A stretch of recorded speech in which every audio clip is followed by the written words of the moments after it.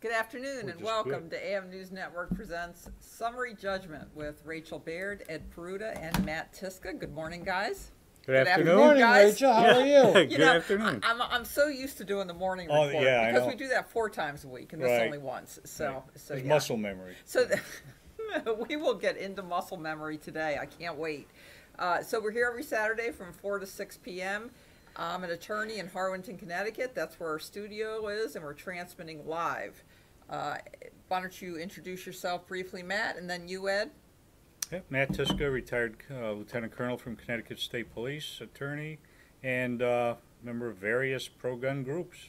Yes, you are. And part of the summary judgment pro-Constitution groups. Pro-Constitution, yes. That's what it comes down to. Constitution groups happen to be pro-Second Amendment. Yeah, it covers all that, yeah. And Ed, what are you? I'm just the guy that's getting beat up today by Rachel. Legal investigator, president of American News and Information Services. We used to say nighttime videographer on Garden Street in Hartford. No, he's been a busy guy. We used to say that you were the plaintiff in Peruta v. California, but that was put to rest with the denial of cert back on June 24th, so we will be leaving that out of the introduction from now on, although the dissent by Justice Thomas from the denial of cert, joined by Justice Gorsuch, as I told a good friend of the show today down in South Carolina, was a wonderful consolation prize. Right, and I think it may be impetus for the court to take up a similar case in the future. That's right. That's right. You're part of the long trail of cases, Ed, that someday hopefully will result in the Supreme Court saying once and for all that the right to self-defense extends outside the home. Right. And you know, even when you have a loss like this, sometimes it turns into a win in the long term because you're setting the stage for the future. You're setting a base, and I'm sure there's going to be cites when they do take up a case. They're going to be citing Peruta v. California at some point. I know. Well, let's get off that subject. Look, I can see Ed's face falling already. let's get on to what we're hot about right now. And the trail that has led us to this point has been a long and winding one, which I would say began probably when I met you 10 years ago, Ed, but really began on this issue in January of 2014 when we started exploring the lack of a Brady list in Connecticut. Oh boy! And it only got more in depth in September 2014 when you were on Park Street in Hartford, and you were prevented from video recording a homicide scene. Kelsey Street in 2015 when you were prevented from recording another homicide scene, and the lawsuit that followed, and then your deposition in September 2016 where we became aware that your complaint, your IA complaint to the Hartford Police Department about how you'd been treated on Park Street had been sent to a civilian review board, which we knew nothing about in September 2016. We went to a civilian review board in that month, and we discovered what craziness was going on there. I don't know how else to explain it. It was the findings of the investigators, the investigation company, at the direction of the civilian review board, that I had never seen that investigation of the findings. Yeah, I mean, you knew a civilian review board existed, but we hadn't been focused on the civilian review board. Then all of a sudden, Corporation Counsel was focused on the findings of a private, independent investigation company hired by the civilian review board. And we said, what is up with the civilian review board? What did the civilian review board decide? Well, so we went, and it turned out that your complaint had been tabled. So that brings us a little bit up to speed with the lawsuit, with the civilian review board. And next, I'm going to let you carry it a little bit further. Let me get some housekeeping things out of the way first. Housekeeping's always kind of No, boring. no, it's not housekeeping. It's just some things that I know that I want to be able to say we talked about. We at least brought to everybody's attention. Mayor Begging Bronin of Hartford wants to try and save the city from bankruptcy. Wants to right the ship and get it financially sound. Well, they've just contracted with a superintendent of schools for the small town of Hartford, the city of Hartford, Connecticut. And they're going to be paying her $260,000 a year. Now, I can remember 20 years ago talking about the superintendent in Rocky Hill and saying, why are you paying this superintendent this much money? Here's how much the superintendent of Los Angeles County makes. And you start comparing, and they say, well, he's a superintendent, it's a superintendent, you got to pay that much money. No, but, so that's an issue that I think would be discussed on some future show, but probably not today. Then there's the issue that I was really paying close attention to this morning, and we've got a clip on the hour of Rachel and I were in Meriden at a fire function, Connecticut fire photographers and fire trucks and memorabilia and patches and helmets and toys and whatever. And there was a retired Hartford firefighter from Cornith, Vermont, Okay. who is very friendly with a lot of people in the Hartford Fire Department. And he said that because of Mayor Bronin and the city's financial plans, decisions, or whatever, they may be losing as many as 30 plus experienced firefighters in Hartford that are going to leave. And I'm going to sit here today, July 22nd, 2017, and say, if the Hartford Fire Department loses their most experienced firefighters, they're putting the young firefighters that remain on the job at risk, and that there's probably going to be some fatalities in the fire service in Hartford because it's a brain drain. It's you know, you can't afford to lose people who know how fire reacts. Fire has a life of its own. It reacts in certain ways, and it's very instinctive on the part of a firefighter to know what to do when he's fighting a major fire. Now, so let's leave that alone. I believe we sat here last week and started talking about a 68-page internal affairs report that was published, I believe, what, in April? February. It was actually published in February. Published in February, became known In April. In April.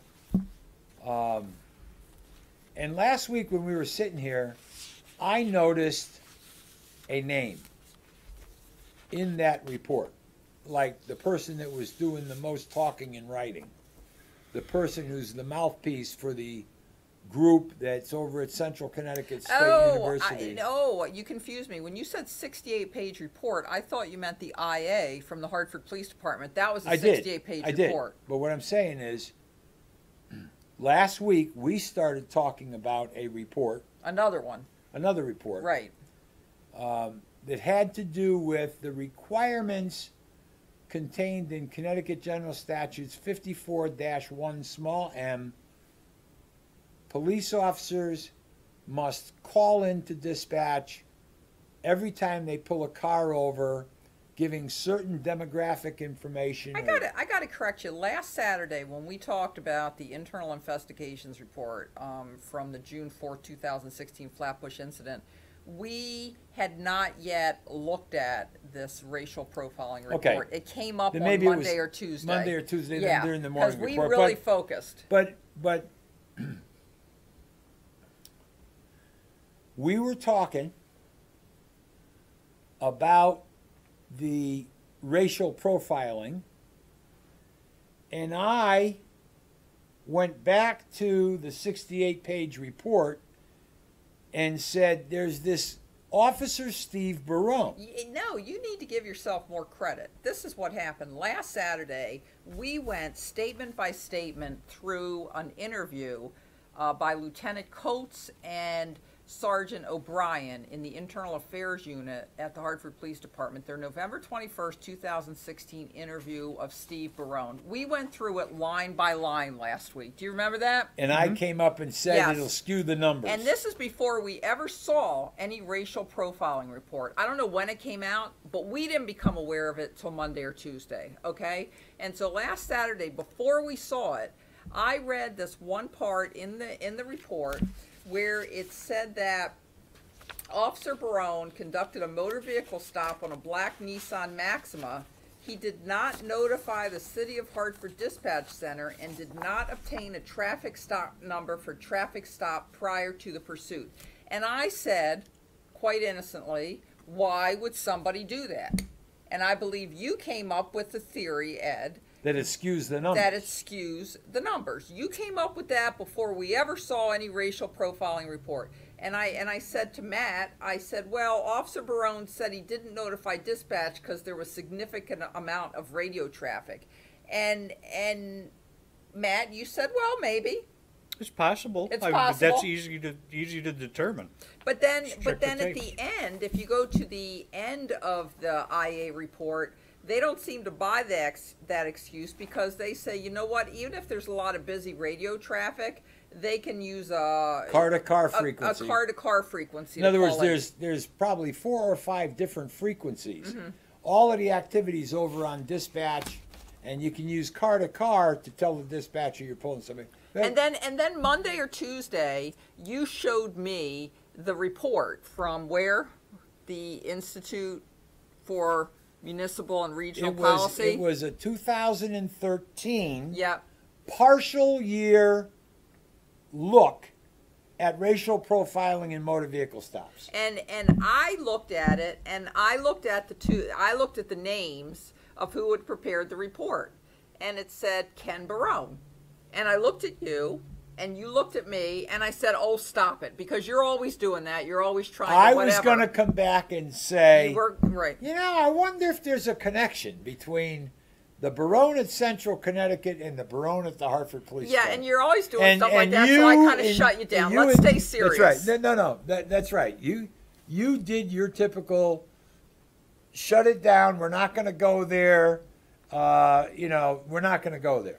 And isn't in the stop that resulted in the infraction, I guess, ticket for Michael Picard, wasn't one of those officers also named Barone? There's a trooper. There's a trooper Barone as well. Yeah. And again, Who yeah, knows? I mean, that's what I mean. Just because somebody has the same name, you don't assume that they are related.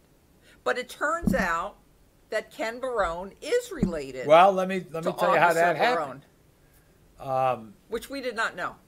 I sat there, and now I'm reading the internal affairs summary of Officer Stephen Barone of the Hartford Police Department. And I'm rather suspicious of his story, to say the least, because I know what they do. And then I read the 13 partial summary report, and I see the name Ken Barone. And I say, this report is bullshit. And I said on Monday or Tuesday, you know, I remember having a discussion with Chief James Citran of the Wethersfield Police Department, and he was upset, to say the least, over some report that came out that labeled Wethersfield as a community that stops or, Racial profiling. racial profiling, Right. implied racial profiling.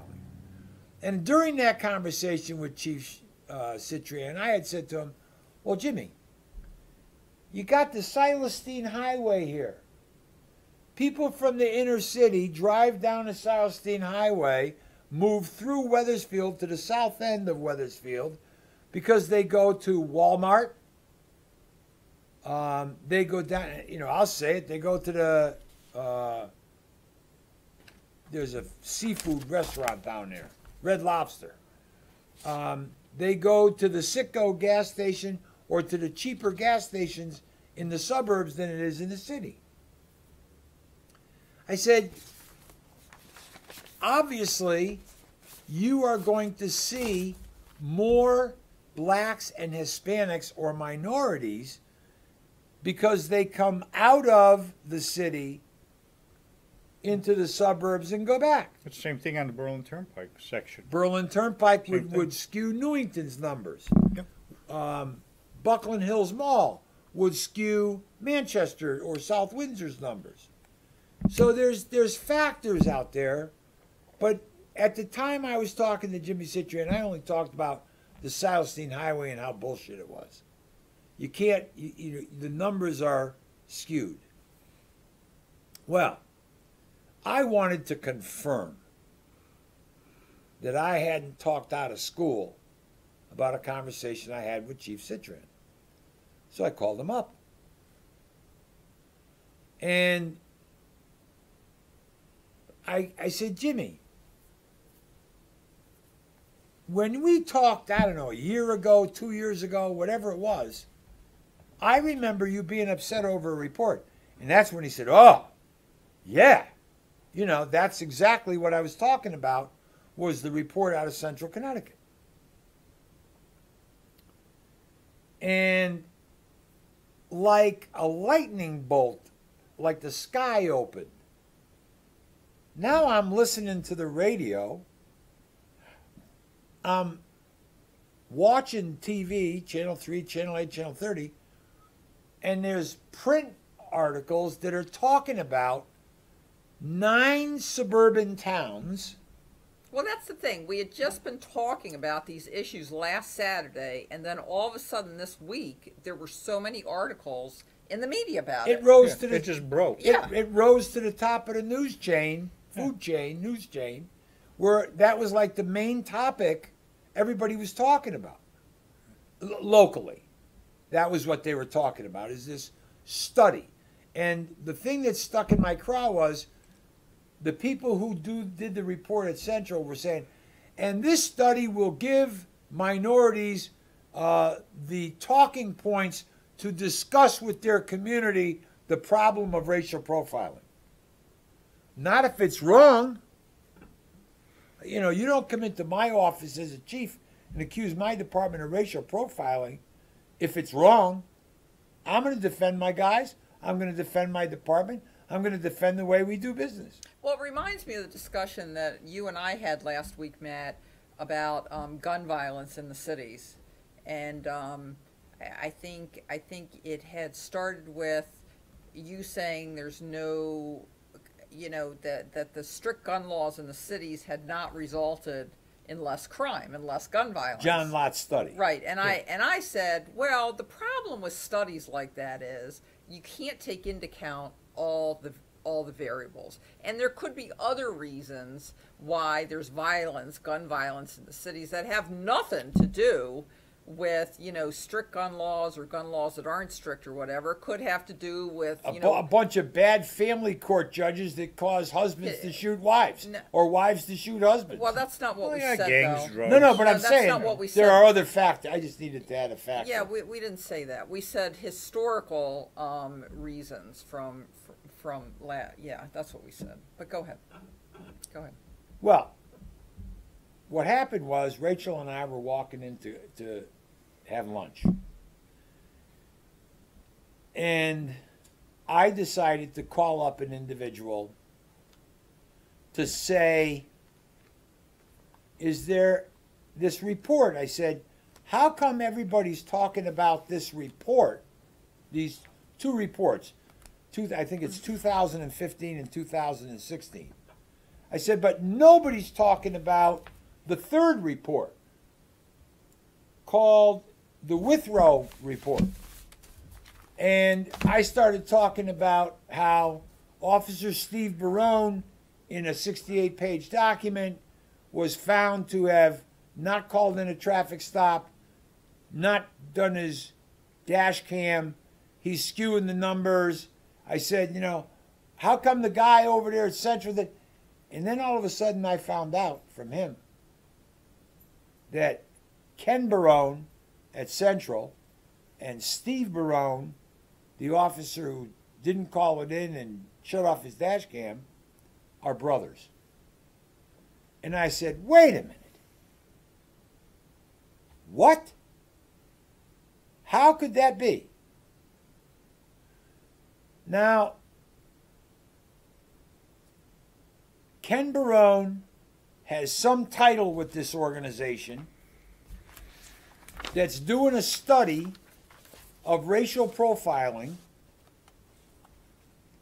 and I'm going to go out on a limb here and say I find it very difficult to believe that Ken Barone did not know or become aware of very quickly that his brother Steve Barone was jammed up over a June 4th, 2016 incident on Flatbush Avenue in West Hartford, where he initially tried to stop the car. He was at the scene. He was the officer who did the initial report. He caught the case. It was up to him to type the report. Now, so it was confirmed to me through a reliable source that they were brothers. Well, now I got to call up Chief Citran. So I call up Chief, because I had provided Chief Citran with the 68-page report that he had not seen. That was the IA. The IA. The summary on Stephen Barone that I took out of the report just to highlight it. And I gave him the two other, I gave Chief Citran everything. And so I called him up and I said, Jim, I got to tell you something. He said, what's that? I said, you are not going to believe this. Ken Barone, the guy that's saying you're racial profiling, and Steve Barone, the guy that did this thing with the radio and the dash cam, they're brothers. Jimmy Citran comes back to me and says, I know that. He said, I thought that's why you were giving me the stuff on Steve Barone, because you knew they were brothers. They said, no, I came up with this without knowing that. Now, to be very honest, it was Rachel who uncovered it. It was me who started thinking about it, but it was Rachel who uncovered it. She spent 3 hours reading that 68-page report. Well, I didn't uncover it. It was Vinnie Vella who put it in the Hartford Courant in April. We just, for some reason, missed it. Well, now, there is a document out there. I've seen it someplace. And it says that the IA charges against Hartford officer Steve Barone, there were two different IA charges. Sustained, meaning they found that he did violate the rules, and sustained, they found that he did violate the rules. And two separate charges, right? Two separate charges, two separate areas of the policies, procedures, A&O manual, or whatever, or the statutes. Chief Ravella excused or lifted one of the sustains, like dismissed it and, gave him a pass. And I'm sitting there saying, so Chief Ravella gives Steve Barone a pass on one of the incidents, and all of a sudden, there's an article in the Bristol Press that's saying how Ken Barone is now complimenting the city of Hartford for putting their resources to get their numbers up. It's a fluff article. Yeah. Okay? And I'm sitting there going, is there any quid pro quo here? In other words, you do for me, I do for you? Maybe there's not. But could there be the appearance of that? Yes, there could. Now, think of this. Ken Barone, at some point in time after June 4th, 2016, the incident on Flatbush Avenue, the night that his brother shut the camera off and didn't call in a motor vehicle stop, should have gone to the powers to be in his organization and said, I need to recuse myself. I should not be involved in the compiling of these statistics. I should not be involved in speaking about this report.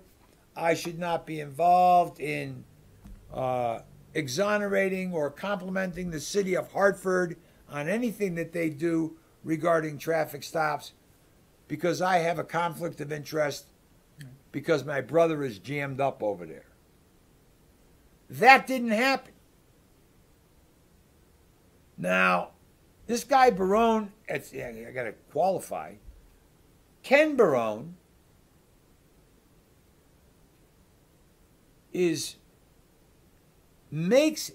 I guess, was compensated for going out and chasing ghosts. Now it makes you start thinking. At least it makes me start thinking. I'll give you an example. In those reports from 2015 and 2016, I believe that they say that there's a disproportionate of equipment stops for blacks and Hispanics. Disproportionate. Broken taillight, marker light out, muffler hanging, bald tires, headlight out, whatever. Cracked windshield. Well, Matt, stop and think about it. Because I dealt with that 40 years ago. Some people buy new cars every year. Some people keep cars for 100 years. There are cars that are now 100 years old that are still legal to drive on the road, and they are in mint condition. No broken taillights, no oil fumes spewing out of the exhaust, unless it's a steam car, steam engine car. I would hope not. Now, at this point. And then there's some people who don't maintain their cars. They got a broken taillight, who gives a shit?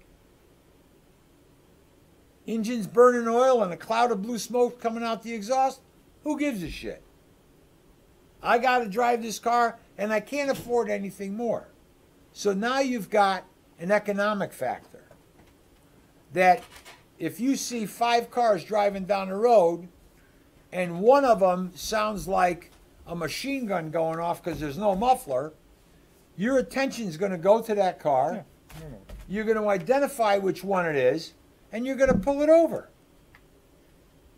You don't give a shit who's driving it. But in a lot of situations, there's an economic factor that certain members of society, groups in society, don't have the financial resources to buy a car and keep it street legal to drive down the road. That factor's not in there. So, like I said, there's this Withrow report. But there was a domino, and I seem to remember talking about a domino effect. You start looking at one thing, it leads to something else, it leads to something else, it leads to something else. I've got a serious, serious problem, and Rachel knows it, because Rachel has probably, the problem is more important to her than it is to me, is the goddamn Brady list. Oh. The Brady list. When you read Now, and I am able to say this because I was aware of it at the time. Wethersfield had an officer that had a habit of twisting the dash cam and shooting the sky during a traffic stop. That officer had a lot of years on Wethersfield and is no longer a Wethersfield officer. And I will tell you that after reading the synopsis of Barone, that Chief Citran said, if that happened on my department, I'd be moving towards termination. I'd be moving towards termination, which he has done in the past. So, if it's and you know, we had a discussion. I said, well, what? How do you? Where do you go? How do you get there? You know, what? This, that, and other thing. He goes, tampering with evidence is a decertifying offense. He said, when anybody touches the controls of a camera and shuts it off while it's recording, you're tampering with evidence. When you cock it up to the sky to avoid capturing what it's meant to capture, you're tampering with evidence. And then I know that Rachel's got to get into this Brady thing. But I'm going to tell you something I learned that I wasn't aware of. There's an Officer Garcia on the Newington Police Department who was arrested, fired, was out for 444 days or 400 plus days, went through the administrative appeal process, and Newington was told to bring him back and hire him. And he, in fact, is Brady'd. We didn't know if there was anybody that was Brady'd. He's Brady'd. Nothing that he does, no arresting, go to court, no, done. How do you have a police officer? Well, but we had discussed that, Ed, and I told you that's not necessarily Brady. Okay, so you can explain it. That arrest that really do not depend on the credibility of the police officer, and there are a lot of those kind of arrests. I mean, if I see somebody, if I'm in my home and I identify somebody who broke into my home and I identify that person who took something from my home and left my home, and I called in and a police officer comes and takes my statement, the prosecutor, it doesn't matter if that police officer has been braided or not, the prosecutor has enough to go on. Because I can get up in court and say that person came into my home and took something from my home and left my home, and that's burglary. And it doesn't matter if the police officer, what the police officer has done or hasn't done in the past, the case doesn't rely on him. And I told you when we had the conversation that I agreed with you. Well, no, it's not a matter of agreeing with me. That's the law. That's case law. That's the way it stands. But here's the factor. When Officer Garcia in Newington pulls a car over, and he's going to say the reason he pulled it over, that's him. That's that's Terry. You know what? To get their money's worth out of him, they should make sure that his dash cam is going at all times. So it doesn't really matter what he says why he pulled somebody over. The dash cam will be evidence of why he pulled somebody over. Right. So there you go. That's all I'm saying is, I was told that there is at least one officer that I can now feel confident is Brady'd.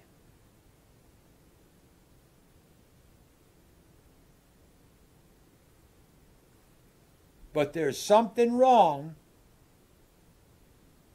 with somebody not having Barone on a list. Well, I mean, if you look at the definition of tampering with evidence, and it's in our statute here in Connecticut, a person is guilty of tampering with or fabricating physical evidence, and this is 53-155, if believing that a criminal investigation conducted by a law enforcement agency or an official proceeding is pending or about to be instituted, and when you're driving up onto a scene like June 4th on Flatbush Avenue, you can kind of believe that an investigation is about to be instituted.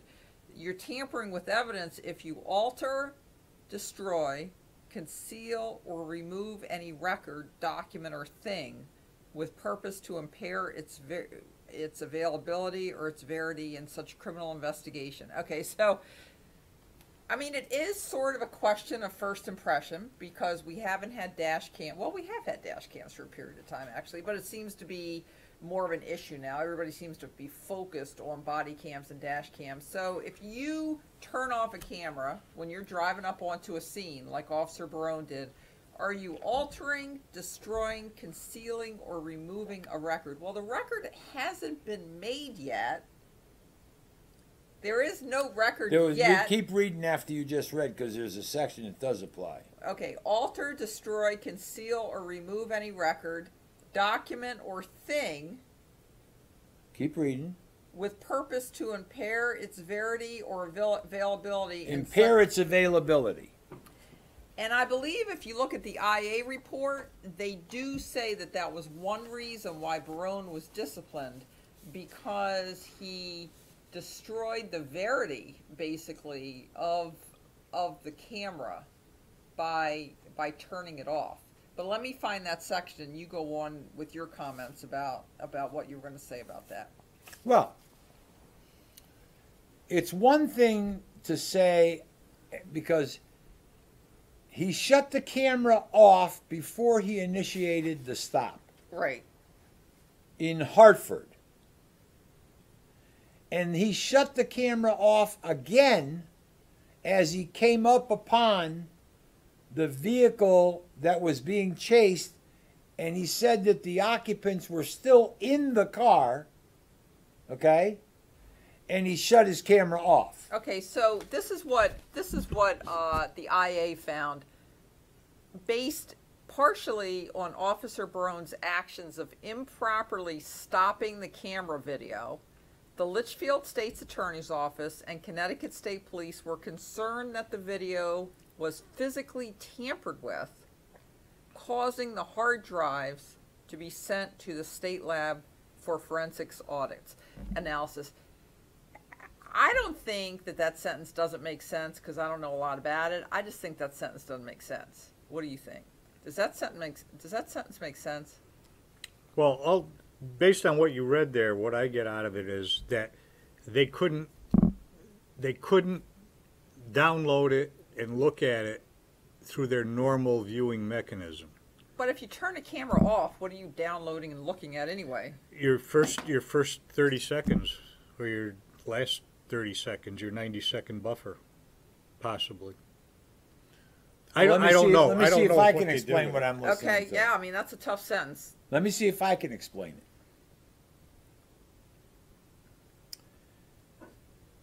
There is supposed to be a clean, recorded, historical video record. I got it. It's like when you put in a thumb drive to a computer or something and it says you need to properly eject it. Or don't just shut your computer off, by pressing the button. You need to click the thing to shut it. Because if you don't go through the right process, it could kind of mess it up. Yeah, I think that's what they're saying. So by him improperly stopping the camera video, there was a concern that the video was physically tampered with. What video was physically tampered with? Well, let me. The 90-second before? Yeah, no. Let me. Okay. I'm going to assume that Officer Barone responded to Flatbush Avenue with lights and siren going, which activates your camera. Okay. It's implied in there that when he came up on the scene, the camera was running. He shut it off. And he said he didn't think it was relevant in there. He used the word relevant. But he shut it off. Now. Yeah, because it says when they reviewed his footage, so there was footage, it was determined that the video was stopped during the traffic stop, before he attempted to stop the stolen motor vehicle, and while approaching the conclusion of the pursuit on Flatbush. So it's on, he stops it, it comes on again, he stops it again. Right. So the in-between video is physically tampered with. So now you have to ask the question. I get it. Now you have to ask, well, let's hope the other people on the other side of the camera. Well, they probably get it better than now me. you have to ask the question. We know that there are periods where there was no recording. In other words, he was recording on Park Street, downtown Hartford. He shuts it off. He tries to pull a car over. Well, he gets involved in something. It comes back on. He's driving around. He goes over to Flatbush Avenue. He's approaching where they're kicking the guy, where they're pulling him out of the car, and he knows how they pull guys out of the car. He shuts it off again. So we have video, break, video, break. And I would imagine there was probably no video after, because now all of the cars are sitting there, but maybe he went on another call after that. Dave Shepeck has to go and say, I don't want any surprises here. There's gaps in this video record. I need to send this out to the State Police Computer Forensic Lab and have them assure me that none of the video that was recorded was eliminated in any way, shape, or form. In other words, it wasn't recorded, but it's not like it was and it disappeared. Okay. So the forensic lab can tell whether the segments were erased or they just were never made. So, did you read all this about the Department General Order? You read all that? Okay. Well, so according to the Hartford Police Department General Order 6-21, mobile video audio recording equipment. Okay. Quote. Now I need to just explain this to everybody. Yeah. I'm going to assume, for argument's sake, that the 6 in that general order probably refers to either the year and then the number of the order of that year, Yeah, I don't or think so. the chapter of Chapter. the chapter It's a of the section or manual. chapter. Yeah. Chapter 6 dash, and then it'll be the paragraph or the section. Okay, so officers using MVR-equipped patrol vehicles shall record the following, but not limited to the below listed event scenes. All traffic stops. On motor vehicle stops, the recording shall begin no later than when the officer first signals the vehicle to stop or arrives at the scene of an ongoing vehicle stop begun by another law enforcement officer. So, in those circumstances, the officer has to turn it on, but Barone turned it off. Why is the... Read it one more time. It's saying that they have to video all traffic stops. If the camera's on anyway, why is that a rule? The camera, Rachel, Yeah. the camera, like the ones we have in our cars now, the camera is always running. When he activates red light and siren, and it is the siren that the person has to yield to, pull over. Okay. So the minute, and now if you read it and you think of this, he initiates it not by turning the camera on or off.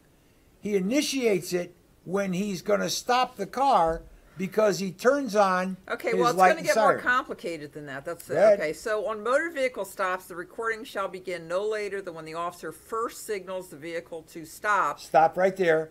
That is by turning on his red light and siren. Okay, but here's where your argument's going to fall apart a little. Or arrives at the scene of an ongoing vehicle stop begun by another law enforcement officer. So you're probably not driving up with your lights and siren on that, right? You might be, but you don't have to be. You might be, but you may not be. So do you have to turn it on then, or what? What do you do? No, but you can't turn it off if it's on. Okay. Police pursuits taping should not be terminated until the situation has been stabilized. Suspects in custody, occupants have been properly handled. So what do they mean? Police pursuit taping should not be terminated. Okay. Everybody's involved in a chase. There's 20 cars chasing one car. But I don't understand why they're accusing, or why Barone is saying he turned it off before he went to the traffic stop. It sounds like it's on anyway. Is it on or off when you drive up? I don't know enough about the unit to Right. answer that question, We but need I to do learn know more this. about this. I do know this. Yeah. You turn on your red lights and siren, it activates the camera into Okay. record mode. Now, there may be a way that you can hit record and make it start recording manually without red lights and siren. Okay. Because you want to record what you're looking at before you make the traffic stop. Does that make sense, Matt? Yeah. Okay. Did you have dash cams when you were in a cruiser? Not when I was on. Right. Okay, so now here's the really important part. Officer Barone documented in his report that as he pulled up to the scene, I observed that the occupants, Perez and Diaz, were refusing to exit the car. So when he drove up on the scene, he basically was observing a crime. He was observing two individuals who were interfering with an officer, you know, whatever you want to call it, who had just engaged in a motor vehicle chase. He was observing a crime. They were not in custody. There was a crime in progress as he was driving up. The car was stolen. No doubt about it. Yes, thank you.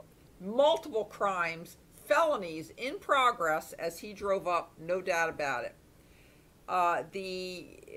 The IA investigator says, please note, at the angle that Officer Barone was approaching the conclusion of the pursuit, it would have been reasonable that his cruiser video would have, at a minimum, captured a portion of the occupants of the vehicle being taken into custody if he had not shut his camera off. So let's look at tampering with physical evidence again. If there is an investigation about to be instituted, I bet multiple felonies, I bet there was an investigation about to be instituted, right? I don't know how there couldn't have been one.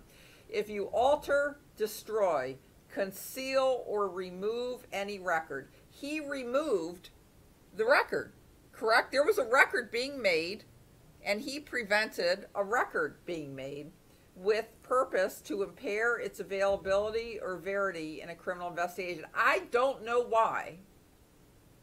And unlike the misdemeanor charges of breach of peace and, was it breach of peace and assault in a third, that Sergeant Spell was charged with and arrested, there's a 1-year statute of limitations like that, so none of the other individuals at the scene can be charged with that because that's run. This is a felony, and I don't know why Officer Barone isn't being charged with a felony. I can't think of one reason, based on the findings of the IA, why he wouldn't be charged.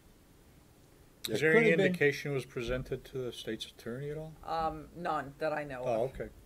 But I don't know. Obviously, I'm not privy to those kind of communications. Well, let me tell you what I think, Matt. I think that Sean Spell was a sacrifice. He was. Because he had enough time to retire. That's right. He had enough money per year to retire comfortably, and he would take the hit.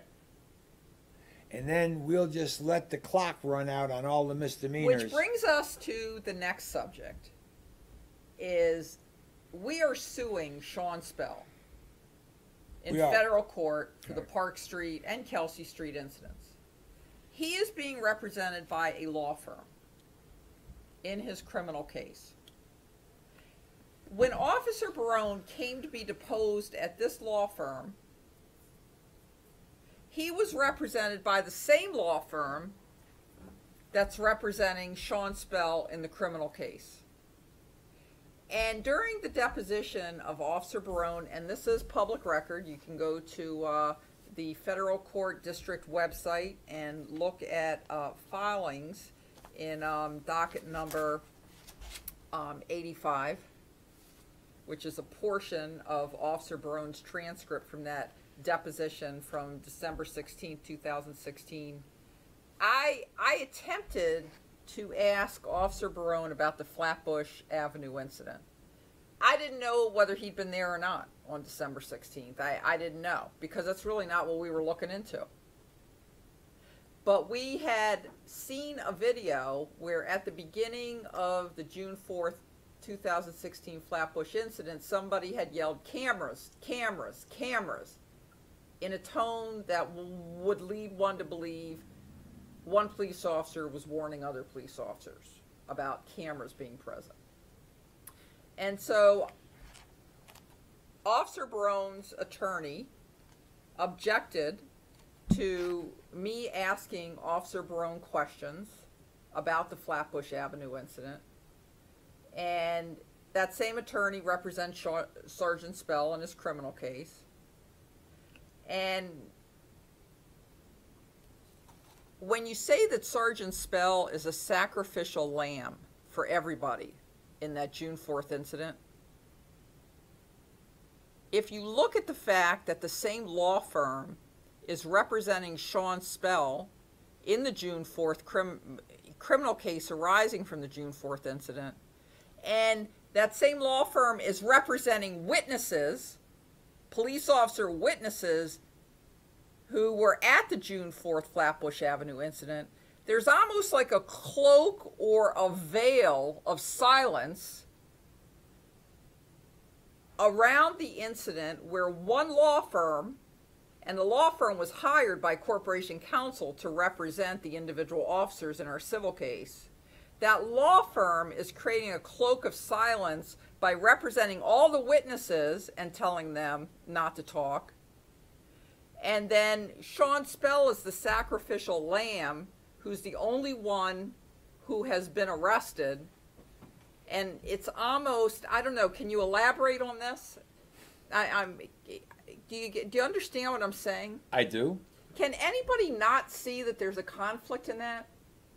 How can one law firm represent the accused and the and witnesses and the person who shut the camera off to benefit the officers that were excessive force with excessive force? You have the Hartford Police Department itself saying in the IA report that if Barone would not have shut his camera off, then he could have caught video footage, possibly, of the incident in question.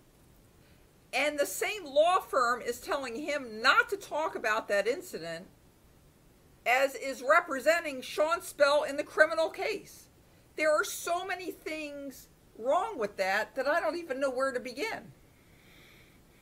And when I said, and bear in mind, Barone was asked questions. What date did you say at? November 16th or November 12th? Well, it was November 21st. November 21st of 2016 is when Barone was interviewed by Lieutenant Coates in IA, where he gave all this information.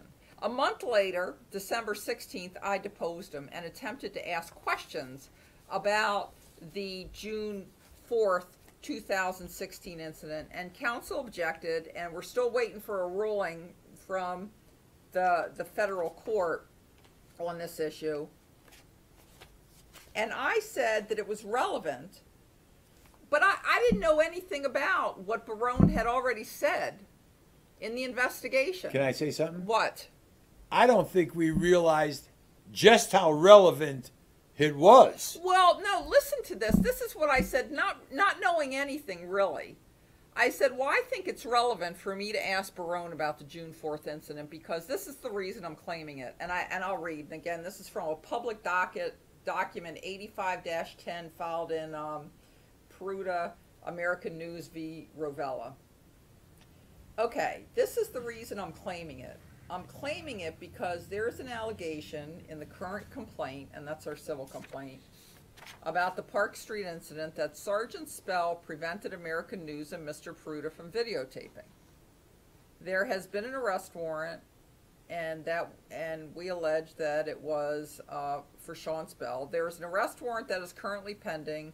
Well, it's been served on Sergeant Spell related to the June 4th incident, where it's alleged in the arrest warrant that Spell approached a state police cruiser to look at what had been caught on the dash cam or the video recorder on the state police cruiser. And the arrest warrant implies, if not outright states, that the purpose was to determine if the conduct of Sean Spell, which included kicking somebody in the head, was caught on video. And so part of our allegation in this case is that Sergeant Spell did not like to be videotaped, that he had numerous internal affairs complaints against him. The only one that had ever been substantiated was one where he'd been videotaped, and that was his purpose. He didn't like videotape, and he didn't want Mr. Peruta videotaping. He violated his First Amendment rights. And so I want to ask this officer, Officer Barone, who was on the scene June 4, 2016, what he knows about what Sean Spell did and what he did in terms of looking to see if there was videotape going on by the state police or the West Hartford police cruisers. That's my claim for the record. Looking back on that, I wanted to know what Barone knew about what Sean Spell did about videotaping. Little did I know that Officer Barone, the guy sitting 2 feet from me, had actually turned off his dash cam to prevent the scene from being video recorded. And that's relevant to the fact that Barone was the same guy on Park Street in 2014 that kept moving the tape back and telling you not to videotape. He doesn't like cameras. He doesn't like Barone recordings. doesn't like cameras. That's right. Yeah. It's muscle memory. And in 2016, he had the muscle memory to turn the camera off, and that muscle memory, I bet, took longer than 2 years to be developed, so I bet he had that same muscle going on Park Street in September 2014. That's relevant. Very relevant. Yeah.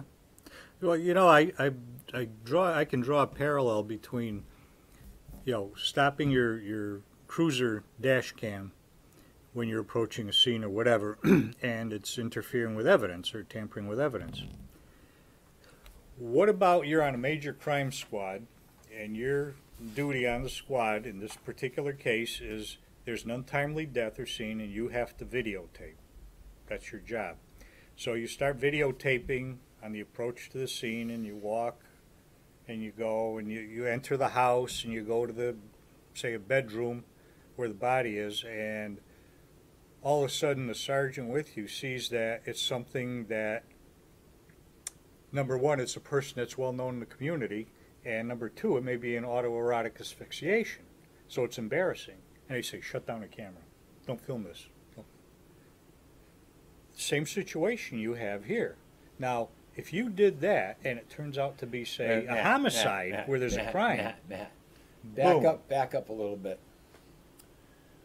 To the people on the other side of the camera, autoerotic asphyxiation. You know what? We have Google now, and if you don't know what it means, Google it. Yeah. Okay? You don't need Ed Peruta to explain it to you. Go ahead, Matt. But anyway, that's what I'm getting at. You know, and an untimely death, suicide, accidental suicide, or whatever. You know, that's one thing. But if it turns out to be a homicide that was made to look that way or something, now you don't have that evidence anymore because you're trying to protect. That is a great example. So, right, but what if you walk into a crime scene and the supervisor and you walk in and you're carrying a video camera and it is a prominent person in town, and all of a sudden you see a very key piece of evidence that you know exactly who that belongs to, and it's another police officer, and all of a sudden it's stop taping. Yeah. Or you get to a messy scene, you know, with the maggots and all that stuff, and, you know, one of the cops starts puking. You know, which is fine, everything, so you stop the camera while you're supposed to be filming. You're not filming him puking necessarily, but he might be in the field of the video. Well, especially if he's messing up the crime scene. Well, yeah. You got to video record that too. But you could think of a million. What if you respond to a domestic and you have your camera body cam on, and when you get there, you notice it's your buddy that you work with and his wife, and you turn your camera off. You know, you can think of a million examples when you come right there. You're preventing evidence from being yes. collected. Let me give you. It's almost like spoliation. I can tell you a story, and it's true. And I did not have dash cams, but if I had dash cams, I'd have shut mine off probably. There used to be a congressman by the name of Bill Cotter. Yeah, I remember Bill Cotter. And he had U.S. Congress 1, 1st Congressional District. And he evidently was down having a tryst in the Weathersfield Meadows in his car in the evening, and I pulled up, and as you get closer and closer and closer and closer, I got close, and normally you would sit there and say, ma'am, are you okay? Sir, you know, or ma'am, step out of the car, get her away from the guy in the car, just say, are you okay? You're not being raped, you're not kidnapped, you're okay? Yeah, okay. Well, now, why would you ask the woman that? Why wouldn't you ask the man? Why wouldn't you ask each? Separate them and ask each. You know something? That's very discriminatory. You know something? You're right. I was discriminating. I was a sexist pig, and it was 1970. Sir, are you okay? But let me tell you something. I saw fucking U.S. Congress 1 on the front plate of that car.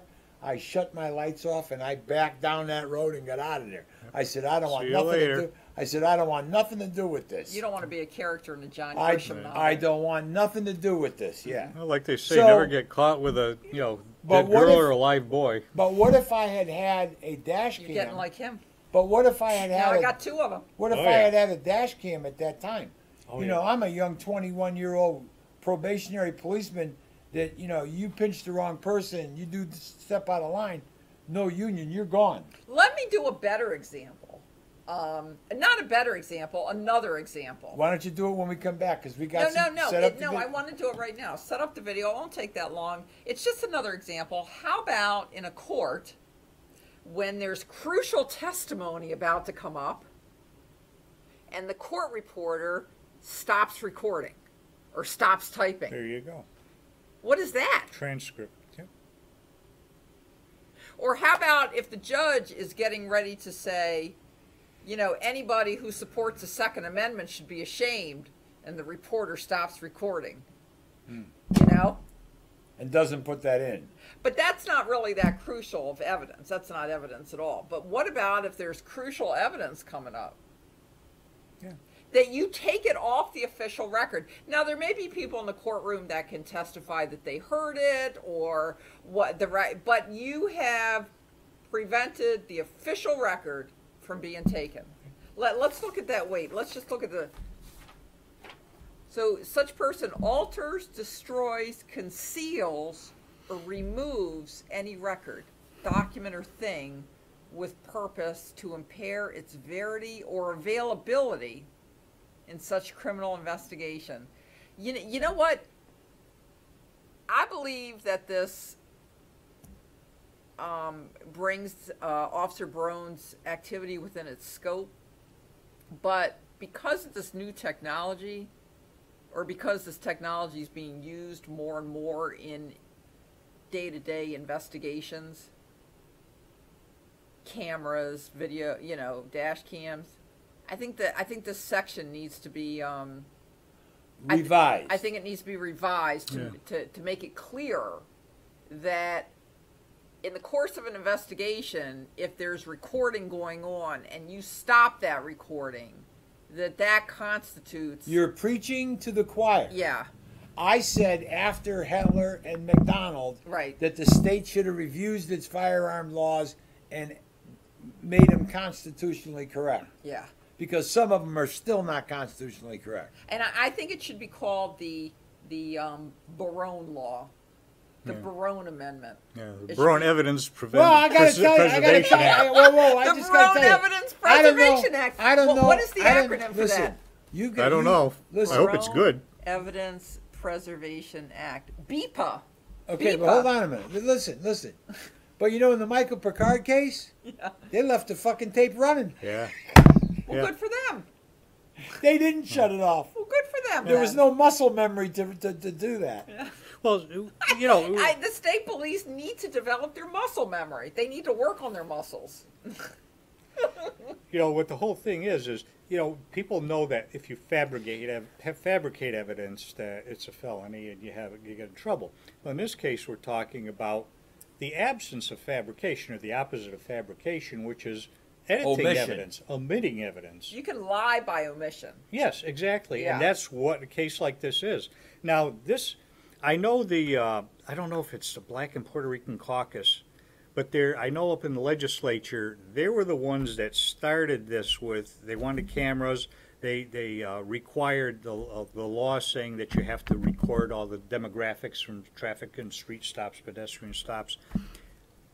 I can almost predict that next year, with all this stuff going on, somebody's going to bring it up and do exactly what you're talking about, is revise this to say, hey, enough of this stuff. We're not going to rely on department policy anymore because you people, you're not enforcing it if you have a policy.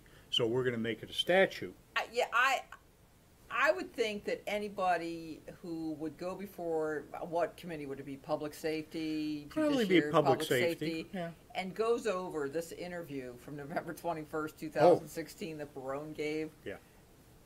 I think that would be very strong support for such a law. Well, trust me, the comedians on Saturday night or nighttime, the Jimmy Fallon's and the rest of them that are all making fun of it. You could really do a couple of good skits on muscle memory. Yeah. Yeah, yeah. Yeah, that was a poor choice of words. You know, Ed always talks about how you have to give the media sound bites. When you're in a situation, being interviewed in an IA, it's probably better not to give sound bites like that. And muscle memory is definitely a sound bite that will never die. Yeah, I mean, it's a valid thing because there is such a thing, but they're using it as an excuse. What would be interesting to do is go get the state police and the post training curriculum as far as recordings and things, and just see what they're teaching the recruits, or if there's any in-service going on. Just see what the training is like. Is what are they being trained to do, and then what are their I'll bet you it's policy not even is. covered in post, and I'll tell you why. May not be. Because the recording is the option of the department. And the guidelines for how that's done is up to the department, not up to post.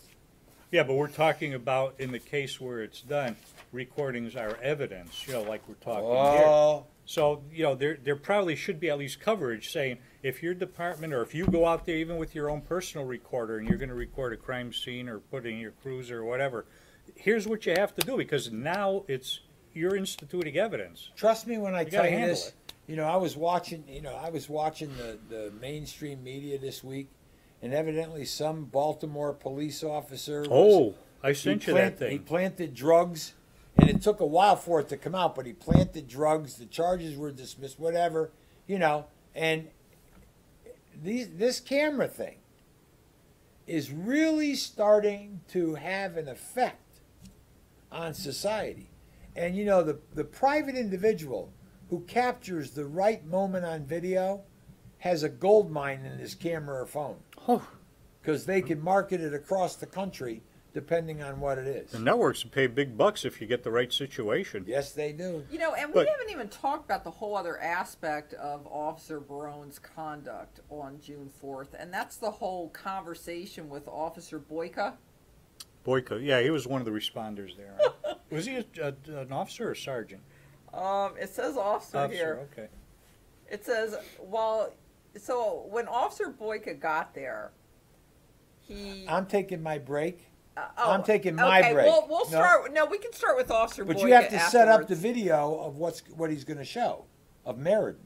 Oh, okay. It's the 8th annual Silver City Fire Fest in Meriden, Connecticut. It was held at the Comfort Inn on, I think, East Main Street today. There were lots of fire trucks there. There were displays. There was a young man there with his mother. He must have been 13 or 14, maybe 15. I don't know. It's hard to tell. But he had quite the collection of patches. He's a photographer. He goes out and photographs scenes. And everybody seemed to know who he was. That was kind of cool. Good. And they had people with collections of police cars, little ones, not big ones, and fire engines and stuff like that. And there was a gentleman there that Ed always talks about, and he used to be a Hartford firefighter. Ed Popsicles? Popsicle? Pop Thistle, a.k.a. Popsicle. Ed Popsicle, a.k.a. Popsicle. Okay? So there you go. And so I videotaped just a short interview. I think it's less than 2 minutes of Ed and Ed. There, probably, and then we're going to show you some video of some old crew. Have you seen this? Some old state police cruisers? Oh, the Alumni Association takes them around to various Okay, events. well, that must have been it then. And I believe, if you want to believe it, that's what I was told, and that's what the car said. The real car that was used in Adam 12 was there. Could be. Okay, so what does Adam 12 mean? Why did they say Adam 12? That's the unit number. Their unit. Yeah, it's LAPD. They have, like one Adam 1, one Adam 2. An Adam car is a two-man car. Ah. So it's like a one Adam would be District 1 Adam, unit number 12. Okay. It's like New York City uses the precinct and a sector within that precinct, like 12 David. Okay. So that car was there, and I did some video of that. So we'll start with Ed's interview. We'll do that first. We are ready. Finally.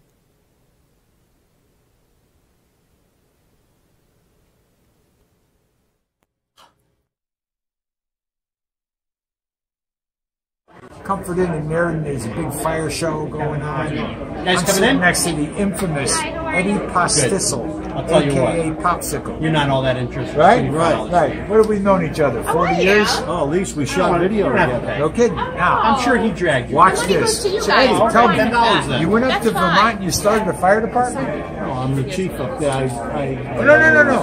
And you got all kinds of equipment donated to you? Yes. But how do you keep the buckets together? All right, to come and go, you need a stamp. Didn't somebody give you 1,000 buckets for the front bucket brigade? No. We tell you need a stamp. You actually and the have password is fire trucks? stamp. Yep. Just Oh, stamp yeah. it. All from Connecticut. And do they run on gas or diesel? Okay, we gotta go Diesel. Diesel? I modernized it. Let's say about Do the hoses You'll work? need a stamp. everything. Everything came You'll from need a stamp. Connecticut. Lady at the front Replaced door. all my Tell entire you need a fleet. stamp and the password is First stamp. tools, all water suits, all new Right up the back door masks, there. all donated. Go out that to the hallway, departments get and the end of How many guys do you have on your department? 18. From scratch, you got 18. Well, no, they had some, but then we weeded out. I have three females and the rest of all males. So the 3 females attracted the 15 males to come in? No. They're married. They're married. You ain't gonna use this, I hope. Oh yeah, we're going to use this.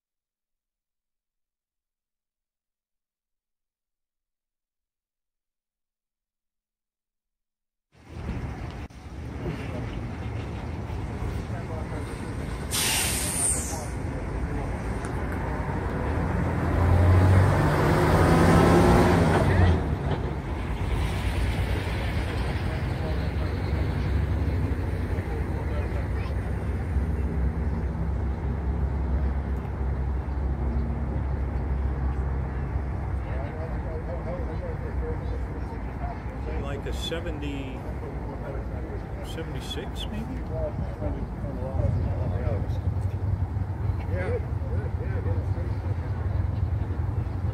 That one looks like the LAPD car right there. They have the can lights on the sides. Rachel did a good job with that.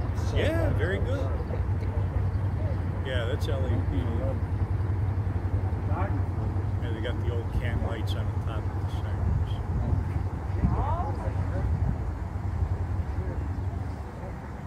She just walked around with that camera. I think that's a 60s car. That's the Adam 12. Yeah. I want to see the car from Tootie. Tell you what, they didn't have computers back then in the 60s. Oh, Tootie and Car 54. Where are you? That's what they call Kenny Idlewild Airport. That's right. Well, that was part of the theme song. Yeah. Jackson Heights to Idlewild or something like that? Oh, you should have left it on for the pep parade. Okay, back to this. So Officer Boyka, we haven't even gotten to the situation between Officer Barone and Officer Boyka. You don't know anything about that yet, do you? No. Okay, here we go. News to me. So when he was using the iCall system, Officer Barone asked Officer Boyka multiple times. Wait, can I set this up before Go you do ahead, it? go Okay. ahead. During the event, and I'm going to call it the event, Officer Boyka reported that he was involved in an accident where he rammed into the car at about 40 miles an hour and Just may during have, a chase? and may have been injured. Okay. Okay?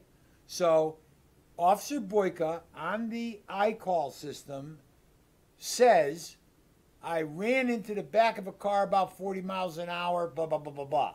So now he's talking to Barone. I think Boyka hit the car more than once, but we'll have to go into. What, did he try to pit him? Yeah, I will have to go into his report Okay. before we say for certain. But so while using the iCall system, Barone asked Boyka multiple times if Perez backed into Officer Boyka. When Officer Boyka responded that he intentionally struck the stolen motor vehicle, Officer Barone responded by saying, "Ha ha, you're funny. So you got backed into?" Now, let me set that up. I don't know whether you got to the portion of the report where they explain the policies and procedures of the Hartford Police Department. They are not authorized to make contact with a car during a chase Okay. because they are not trained in how to, there's actually a technique Well, it's a danger to for himself. no, It's a pit there- maneuver. what's it They called? call it a pit maneuver. Where you get next to it and you turn and you can spin the car you're chasing. Right. But it says in the report that Hartford police officers are not authorized to intentionally make contact from their cruiser to the vehicle being chased. And Officer Boyka is sitting there saying he intentionally did this and he hit it at 40 miles an hour. And I think that what they're implying in the report is that Barone, with his experience, is saying, well, you need to say that he backed into you, not you purposely went into him, because then you're not responsible for it. Yeah, but that doesn't make sense. If you're in a chase, who's going to throw it in It reverse? does not make any sense. You're correct. But, No. Rachel, now it's set up that the iCall system. He should have just said the guy gave me a brake job, and I tapped him in the ass. That would make sense. Officer Barone stated that he is aware, and it's funny the turn that this IA takes on this. To me, they went in the wrong direction. They're not like focused on the fact that you could argue or you could further investigate that Officer Barone, like you say, was trying to kind of fix the report and fix the situation. Control the narrative. Instead, they go in the direction of, well, Officer Barone, you shouldn't have been kidding around on a radio transmission that the public can hear. Yeah, that, to me, Because they asked him, could the public have misconstrued? but that's a weird direction to go in, isn't it, for that? They were playing it down. Yeah. Yeah. So he's aware that radio transmissions, to include iCalls, can be obtained by the public. When he was asked if a member of the public heard that portion of the radio transmission, could it reflect poorly on the police department, Officer Barone responded by stating, in retrospect, probably. Officer Barone stated he was only joking with Officer Boyka. I just think the whole point was missed there. In that, I don't even know what to say about what that. you're talking about. I don't even know what to say. What you're talking about right now is what we've talked about continually for now years. Is without audio recordings, without video recordings, either dash cams or people like me, people like Steve Barone get to talk to people like Officer Boyka and craft the narrative to reflect positively rather than negatively. Yeah. That is the whole thing that they're talking about right there, is controlling the narrative. That is why, Rachel, you hear on the audio tape in the West Hartford, cameras, cameras, cameras, because they are trying to control the eventual narrative of what happened that night on Flatbush Avenue in West Hartford. And this is a problem in the Hartford Police Department. Because, like I said earlier, when you can nonchalantly say to Internal Affairs, well, and I'm going to say it the way I think he was saying it without saying it. Lieutenant, look, you know, everybody shuts their cameras off. They do it so often. It's muscle memory now. It's automatic. You just go up and you shut it off. What he was saying is, I've done it so many times in the past that I'm doing it, I did it, and what's the big deal? Everybody does it. You know, it's like a 5-year-old. Well, all the kids in school are getting iPhones. How come I can't have one? That's what's being said there. That's what's going over everybody's head. Is that report? No further investigation about why an officer who was on the sergeant's list, who made it through the promotion process and is on the sergeant's list, has developed a habit without even thinking of turning off his camera as he drives up to a crime scene.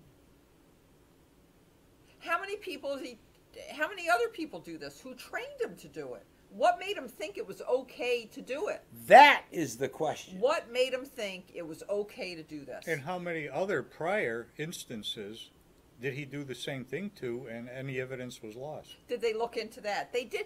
This report, it's like an IA, and it's 68 pages. It's well written, Lieutenant Coates, Sergeant O'Brien. But it's almost so tunnel vision to look at just this and not think of the far-ranging ramifications. You know, as an attorney, if you do one thing wrong with your client trust account or with something and you get the statewide grievance panel on your back, they just don't look at that one little thing. That opens them up to look at everything, because from their viewpoint and from any reasonable investigator's viewpoint, if there's one thing going wrong, there's probably other things going wrong too. It's not a vacuum. If there's one officer who has been there long enough and is respected enough to have passed the sergeant's exam and is on the promotion list, who believes that it is just so okay to turn your camera off when coming upon a felony crime scene, that deserves further investigation. When there's an officer of that caliber who doesn't call in a traffic stop, is that the only time, and is he the only officer that's ever done that? That's hard to believe. Yeah, it's probably institutional practice. What about all the other officers who didn't pass the sergeant's test, who aren't on the promotional test? My God, what are they doing? Yeah, maybe they are doing things right. I don't know. You know, maybe that's not how you get on the sergeant's list over there at Hartford Police Department. Well, I've got a cover-up question. Ed, I don't know if you know. What do they mean by iCall? Okay. They talk on, I believe, an 800 frequency. They've got 800. They've got a trunk system. Right. And when their system first came online, everybody was impressed by it. Yeah. And they actually had the capability, with their portable radios that they wear on their person, they could literally make phone calls. Yeah, I remember that. From their portable radio. Okay? Now, what iCall means is this. I can avoid talking on the main frequency numbers, and I can talk directly from radio to radio. Right, okay. In the iCall, and we can have some private conversations. They're still recorded, but the public can't hear them as they're being made.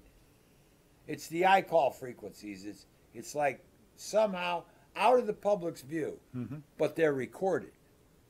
And if somebody obtains the recording, could that bring discredit upon a department? Now, if you remember... And it wouldn't bring discredit because people thought that Officer Barone was joking around. It would bring discredit because people thought he was serious. Let me just clarify He that. was serious. He was serious. Yeah. But let me explain. Well, let me ask you this. I think if we were to listen to it, there may be additional information for us to make a conclusion about whether he was kidding around or not. More informed decision. Yeah, did he say it in a joking manner? Yeah, and the reason I ask that is because you have an iCall and iTax. There are 5 frequencies on the 800 megahertz band that are authorized for use by all police departments around the country, and one of them is called iCall. And that means you can communicate with any other unit that has one in the country, or any other department. Well, I don't know how far iCall goes in Hartford, but Okay. Well, wait a Okay, second, that then. could be a talk around within Hartford's Ericsson system, but this is a common frequency that's used. Now, what's going through my mind is if they turn to that iCall frequency, it's totally off the Hartford system, and it wouldn't be recorded except possibly in the department that would record it, or the State Police Communications Center records those. But if you were going to look for Barone's any communication with Hartford, you would look at the Hartford talk groups. You wouldn't look at the international common frequencies of iCall. They could go there and talk, and it would be totally almost like an FOI. You go at FOI and they say there's nothing here. I saw my brother, Jim, who was also with Eddie Popsicle, You can trying hear- to explain to Eddie Popsicle how the walkie-talkie feature of a smartphone works. There's actually a walkie-talkie app. There's Okay. a Zello or something. Now, yeah. I don't know, but here's what happened. Zillow. Poor Eddie Popsicle is sitting there with a brand new smartphone. And he's going, I don't understand shit. He said, I just left a flip phone. He just got rid of his flip phone and went to a smartphone. And trust me, that's exactly what he has. It's a Zello. It's got the round. Zello Yeah, app. my Yep. brother's on that. Yeah. All the fire photographers talk on that. Yep. But what I'm saying is this, is that there was a situation in the city of Hartford, and this was, I don't know how many years ago, but it wasn't 20, but it may have been 10 years ago, when somebody picked up the frequency or the audio of a police officer in Hartford talking about some black individuals in the city and referring to them as gorillas in the mist. Yeah. And all hell broke loose. As it should have. Oh, no, as it should have. Then there's, I believe, a case out of California where the city was able to go into a city-owned cell phone, or when it was on duty, and look at the text messages that were being sent by the officer. And that went viral, okay? But for years, in Rocky Hill, I saw the Rocky Hill policemen going out to get their personal communication device on Sprint when Sprint had walkie-talkie features. And you can say things as outrageous as you want into a private communication device that the public will never hear or it won't be recorded, okay? But evidently... Well, I want to start testing that issue a little bit more, and one of the departments that I'm going to be testing it with, because there's a hearing coming up, is the Plymouth Police Department. Do police departments issue cell phones to their officers to use, or do officers use their private cell phones to use to make calls back and forth about business?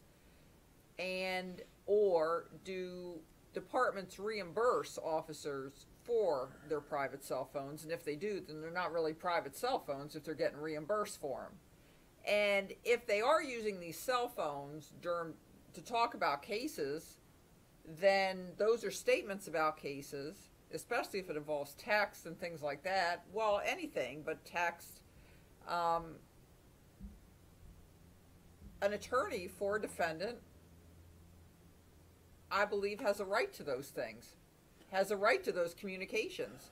And how do you go about getting them? And if officers are using their private cell phones, how are they going to separate out their private business from their, business? Well, let me just say something to you.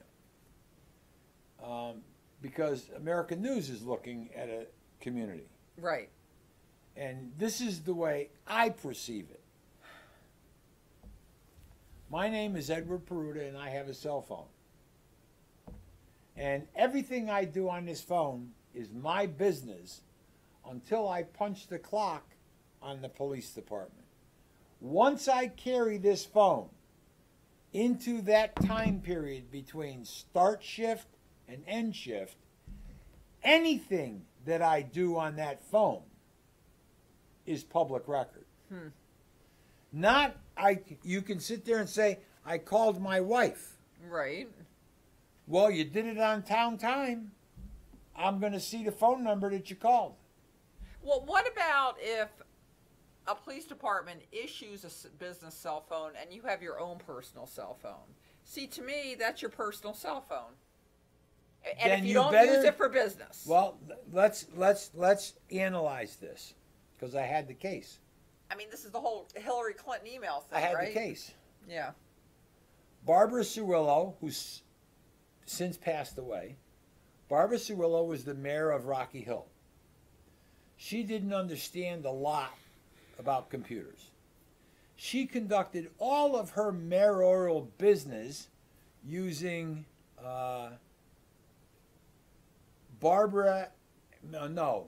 Mrs. Trophy at AOL.com.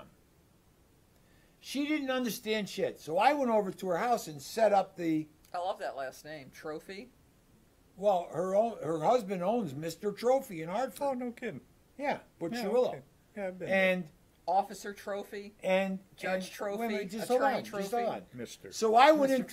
went into her house, and she asked me to set up her AOL in Outlook, and I set it up so that it preserved every email that came in and every email that went out.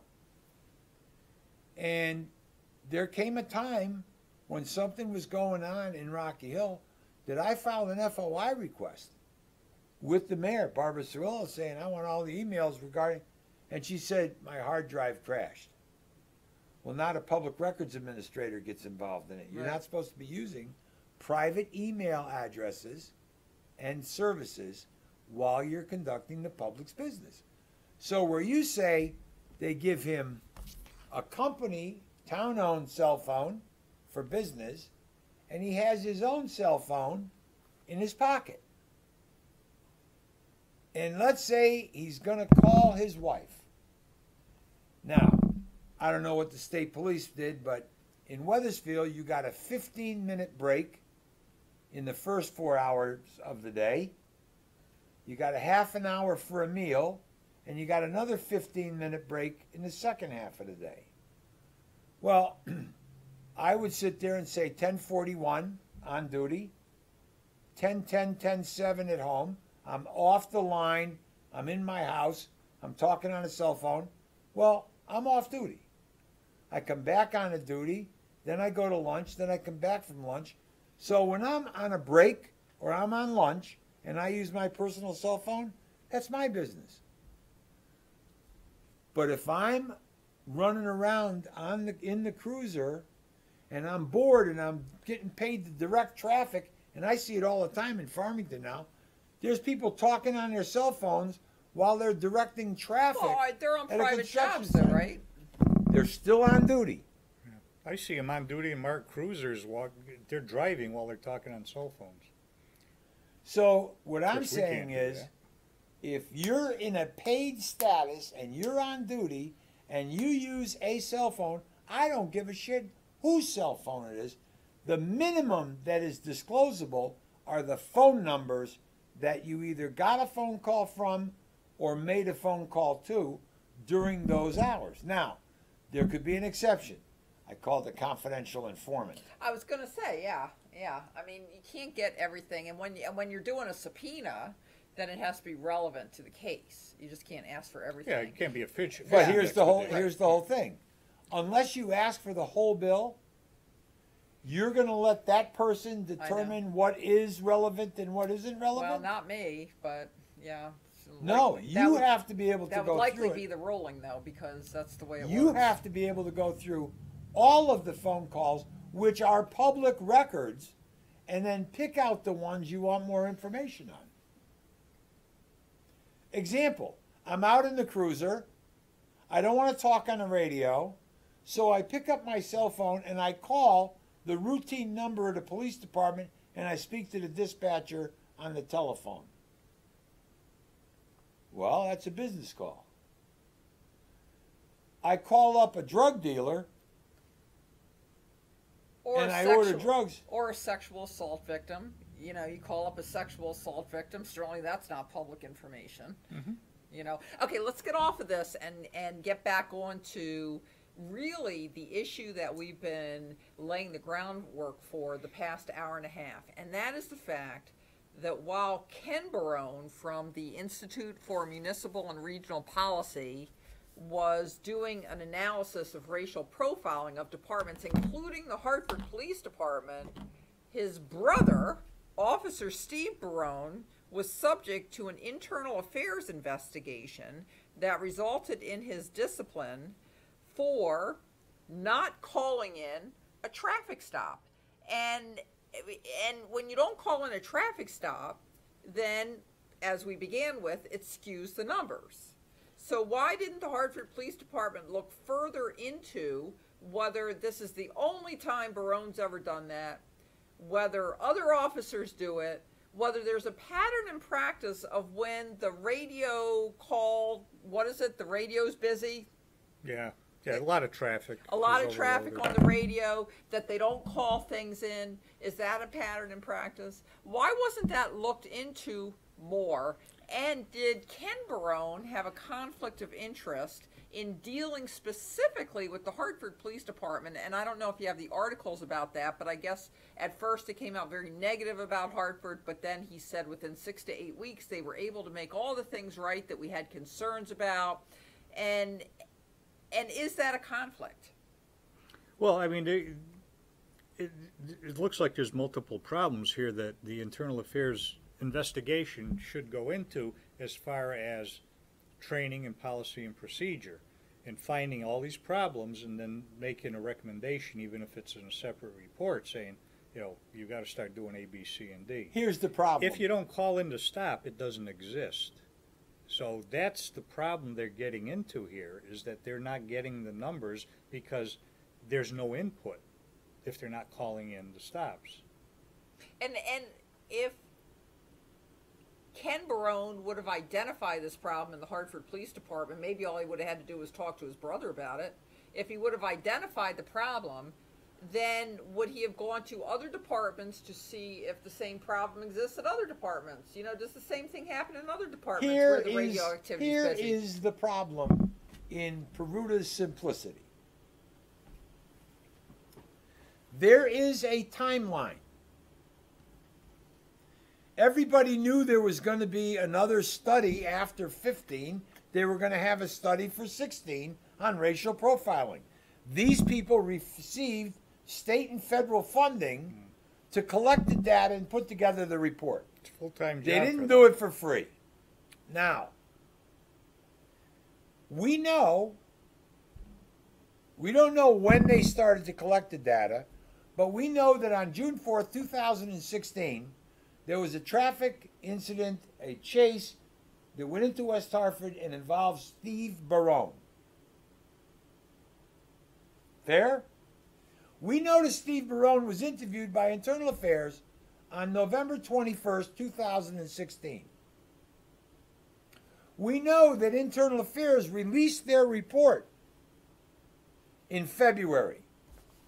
Well, their report was complete. When they released it, I don't know. But Ken It was- Barone probably could have had access It was to complete. it. Okay, now we have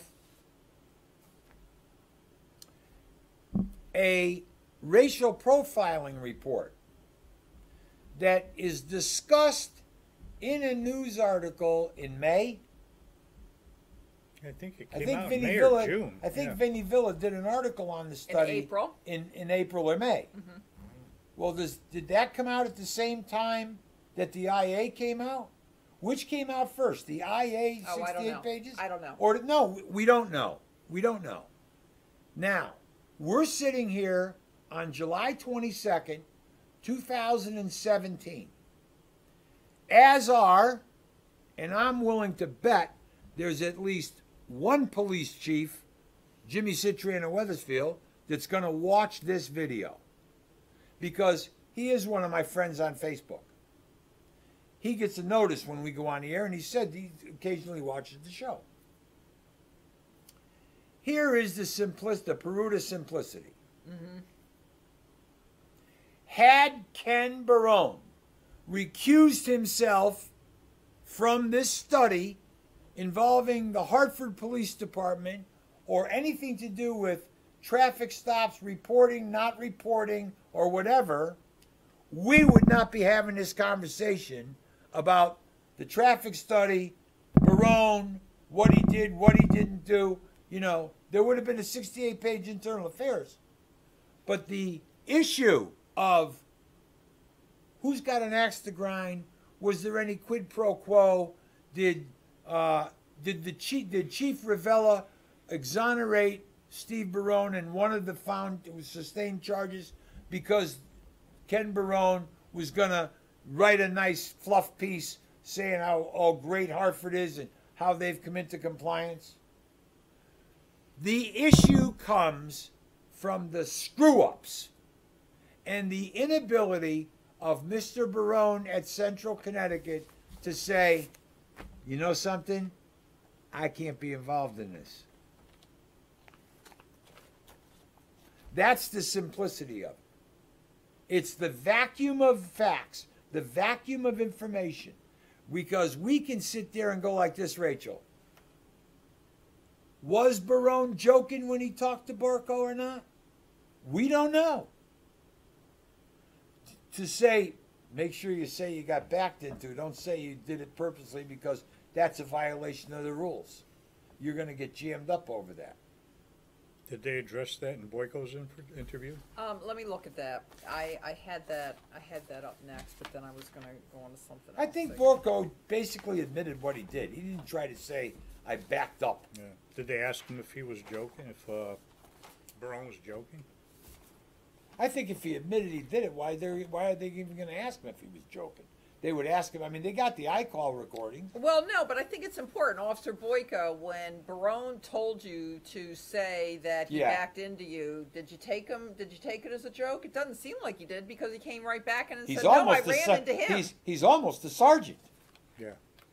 Near the conclusion of the pursuit, Officer Loon Boyka intentionally struck the rear of the stolen motor vehicle.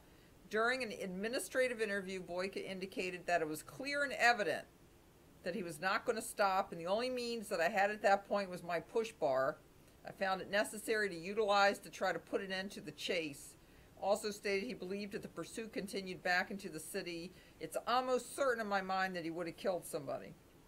And so then they go into the General Order 7-25, where fleeing vehicles shall not be bumped or rammed by police vehicles in pursuit in an attempt to stop them. Then it says, per the iCop data. Now, is iCop different than iCall, or is that a... I don't know. Per the iCop data, oh, maybe that's in the car? Like they have the thing in the car that tells, you know... Yep, go ahead. Yeah. Boyka struck the stolen motor vehicle at 30 miles per hour. Yeah, that must be that data system that's in the car that tells you how fast the car's going. Like the one in Rocky Hill that was going 106 in your neighborhood, Ed. Yeah. Yep. During the incident, this investigation found that Officer Boyka reasonably believed that when he made the split-second decision to ram the stolen motor vehicle, his actions would have terminated the pursuit. However, officers are not trained to ram vehicles during a police pursuit, and his actions did not end the vehicle pursuit. So he was found in violation of some code. So did they ask Boyka whether he thought Barone was kidding? There is an interview section. There's an interview section, then there's a conclusion section for each of the disciplined officers. So we'll have to go over that another time. I have drafted to be delivered a request to obtain the audio recordings of the interviews, because that written document does not have everything that was asked or responded to in the recorded Right. interview, because they took out sound bites to make the report. I want to hear exactly what Barone said. I want to hear exactly what Boyka said. I want to hear the questions they were asked, or listen for the questions that weren't asked.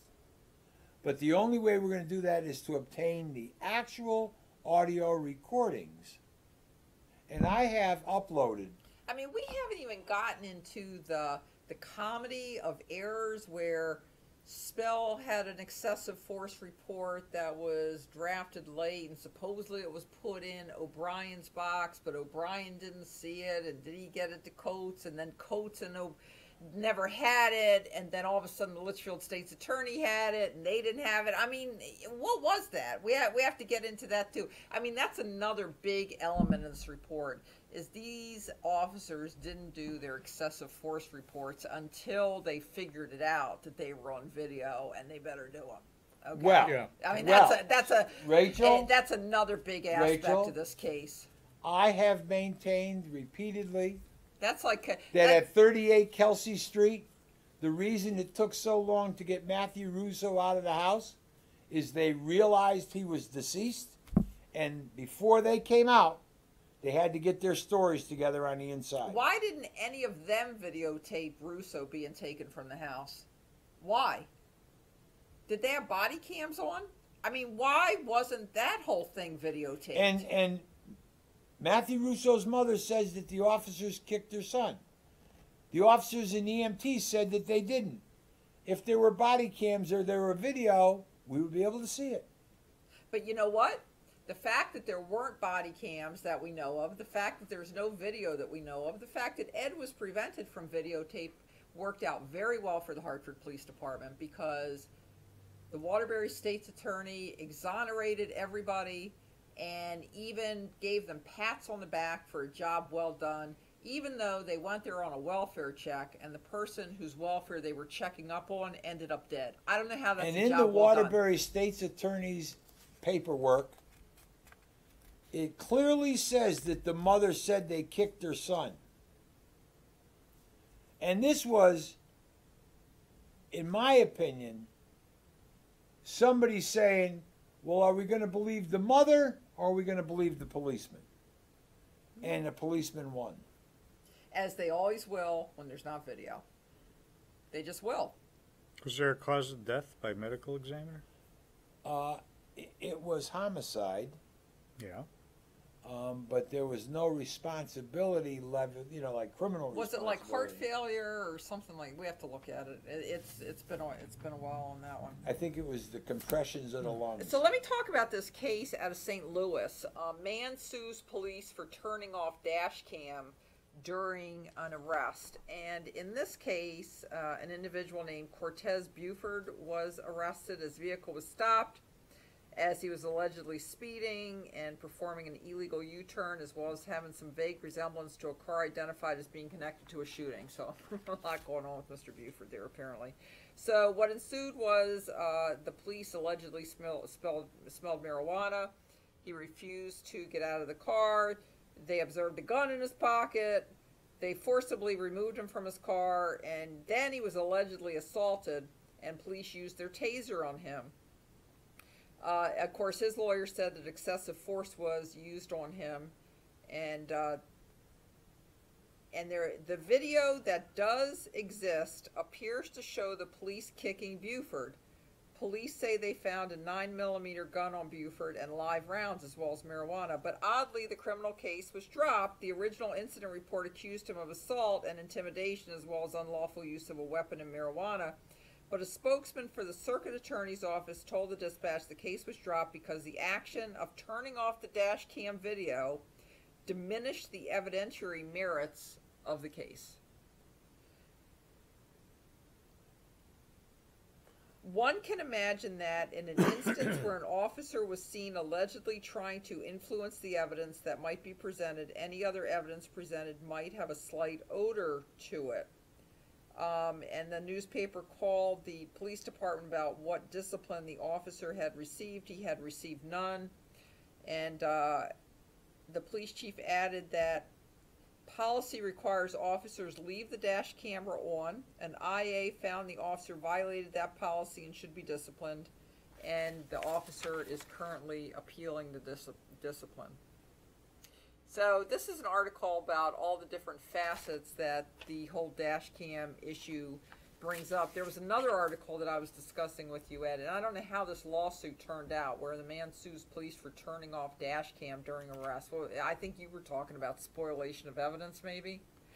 But the case got dropped. Yeah. Well, if you're going to go into court, I'm just putting myself in the place of a prosecutor.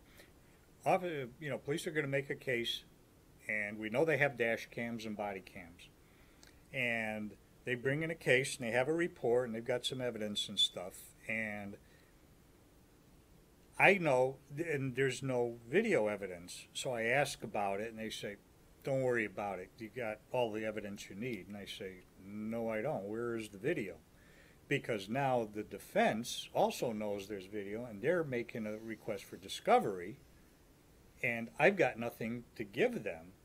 And the whole question arises is, you've got all this equipment, you've got, you routinely come up with dash cams and body cam evidence. Where is it in this case?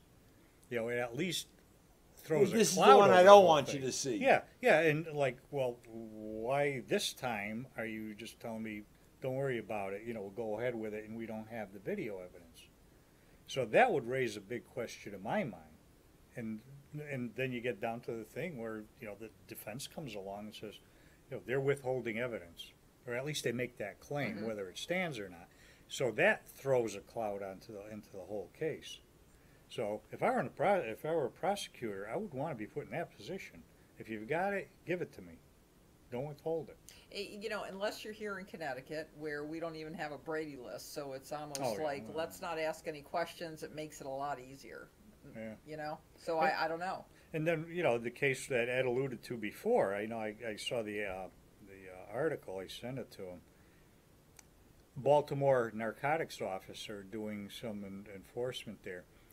His own body cam caught him planting evidence because he apparently was too dumb to remember that Or maybe he didn't want to violate departmental rules by turning off his body cam. Let's give him some credit, okay? Yeah, but he didn't.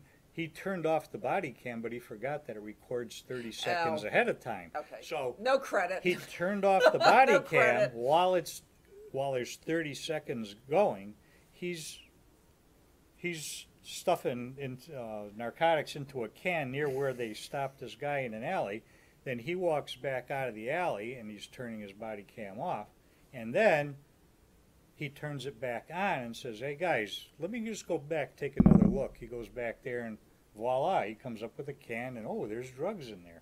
Meanwhile, they review the tape and they catch him planting the drugs, going back and then, going back with the camera on with the intention of having it look like he just discovered drugs. So he hung himself with the camera because he was playing around with it. So many questions with that. Again, what made him think that was okay to do? Well, that's a basic thing. Have officers in that department ever joked about things like that? And I'm referring to Boothbay Street, Ed, where you got that ticket a couple days after we filed the federal case. And you never received it on your car, and we believe the ticket was issued to you, that your copy was ripped up, and then a year later you receive a notice that you're in default or whatever for not paying your ticket. And if there's one thing Ed responds to, it's parking tickets. We've made federal cases out of parking tickets, and Hartford knows that because we sued the Hartford Parking Authority over tickets. So if there's one thing you don't ignore, it is a parking ticket. And I believe that ticket was issued to you in retaliation for filing the federal lawsuit. For busting people's ass. But let me just say this. See, I know you, and there's certain things that if it happens, you go like this, boy, never going to forget this. That's the first thing I'm going to do the next time I have a case like this. I'm going to ask for the cell phone records. Or, in this case, if there are body cams and dash cams out there, and there's something called iCop. Now, there's iCall, but is there information in the cruiser called iCop? For example, when, you know, I mean, I had a case in Mass where, you know, supposedly the cop sees this car go on an unreasonable speed and he tracks it for 2 miles and then he stops him. Now the client says, you know, I think I was profiled. You know, your word against his. Does that car have an iCop that can corroborate that the police officer followed this car for 2 miles because, you know, why it followed it for 2 miles and what speed he was going? Yeah, those questions should be asked in every case like that now. Why not? You're only doing your job, and if you don't do it, you know, I think a client expects you to do your job. Well, I'm not done with this, and I'm going to pick this up on Monday during the morning report. You know, I want to get more into. The city of Hartford is just fighting us tooth and nail on all this information that we're trying to get in your case, and they filed motions for protective order about the June 4th incident that I already talked about, where we're trying to find out, is that just an extension of this animus that officers may be taught or pick up along the way towards being recorded at crime scenes like And they Park don't Street. want the video depositions to be released or shown. Yeah. Well, So- it would be interesting to see if they had any body or dash cams of you getting a ticket over in the North End. That would be, but they probably all be. They're gone by now. Gone by now, yeah. See, you live and learn. And in the motion for protective order, this was written back in December of 2016. You know, the city accuses us of trying to cast aspersions on Sergeant Spell's character and upon the character of police officers who may have been present at the June 4th, 2016 incident. And then it says That was in December. Wait a second, I'm not done. That was in December 2016 because their actions don't comport with the plaintiff, who's Ed, and Attorney Baird's personal opinions as to how these officers should behave. Yeah, it is my personal opinion that an officer coming up on a crime scene should not use his muscle memory to turn off his dash cam. It is my personal opinion that an officer who is the investigative officer for the scene and is on the promotion list of sergeant should not be joking around at a scene like that and telling another officer, yeah, say you backed up into him, or say he backed up into you, or he shouldn't be saying it out of seriousness. There's a lot of stuff in this 68-page report that, in my personal opinion, and apparently not only in my opinion, but also in the opinion of Lieutenant Coates and Sergeant O'Brien, officers should not be doing. So I'm sorry if on this show we like to hold officers to a standard of dignity and integrity. And I apologize for that, I guess. But I really don't. When those attorneys for the other side put those words on paper in December of 16, I have to believe that they already knew that Officer Barone had been interviewed in November. And they say by the questions that we ask, Ed and I and Matt, but they're mostly focused on me and Ed in this because you're not involved in this case, Matt. No, I'm not. Say they indicate a predetermined opinion regarding what happened and an intention to harass, intimidate, and embarrass all of the officers. Oh, so watch the video of the June 4th, 2016 Flatbush incident, and it's us who's trying to harass, intimidate, and embarrass? They did that themselves. Really? It's us. In other words, there's nothing that they've done to embarrass themselves at all.